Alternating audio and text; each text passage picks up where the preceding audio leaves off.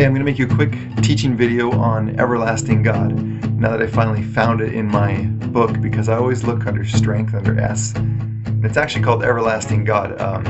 Who's it by? Brenton Brown. Okay, so here's the chords. It's really easy when I do it in G, and I've got it capoed on the 2nd fret here. There's my G, okay? For my G sus, I'm just taking that 2nd finger and switching my fingers and moving it up 1 fret. So there's my G sus.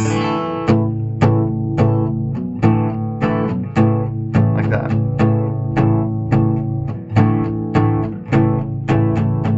Strength arises, we wait upon the Lord, we will wait upon the Lord, we will wait upon the Lord. Okay, so then we just do that again.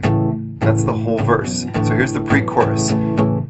Our God, there's a C.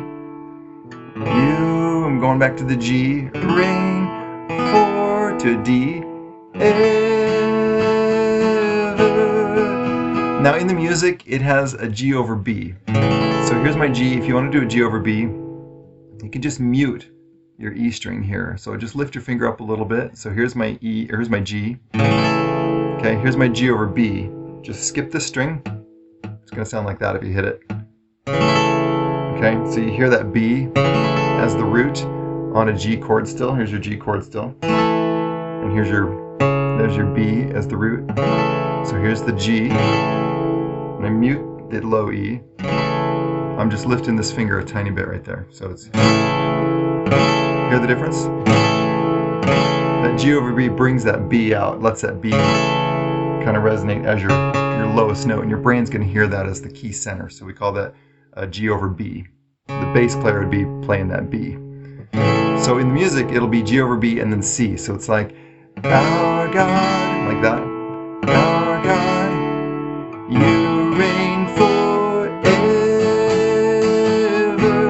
Now when you play it though, if you need to play it more simply, just skip the B. A lot of times you can just skip whatever's in the bass, especially if a bass player is going to be playing it. But to make it simple when you're first learning, you can a lot of times skip whatever's past that slash. So if it says G over B, it's okay for our purposes if you just play along and play a G. Okay? Our God, you reign forever, our hope, our strong deliverer. Then here's the chorus. You are the everlasting God. That's the C. The everlasting God. Here's the E minor. I actually just play an E minor 7 because I like the way it sounds. Technically my music says E minor, but I like adding the notes for the E minor 7. Works either way. You do not faint, you won't see, grow weary. And my music doesn't even have these chords in it. I don't know if it was a misprint, but that's how I like to play it. You do not faint, E minor 7. You won't grow weary. It's kind of a bass line that walks up, so I like playing it that way because it sounds a little bit more like that. Bass line's like boom, boom, boom, boom, you know. Won't grow weary. But again, if you stay on that C that's in the music there, that I pulled from Song Select, it's like won't grow weary. That works too. I just like resolving, you know. You're the defender of the weak. You comfort those in need. E minor again.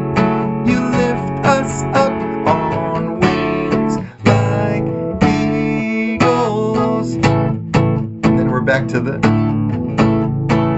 instrumental at the bottom of the page is what we use for our intro a lot of times. So it's just the G and then G sus. It's really just the verse. It's the chords of the verse. And to do that, if you're wondering how I'm doing that on my guitar, I'm kind of palming the bottom of the strings here. So that's what's giving me that sound. Otherwise it'd be like, it's kind of brash. So you can kind of stick your hand there and get the kind of the fun chuggy sound.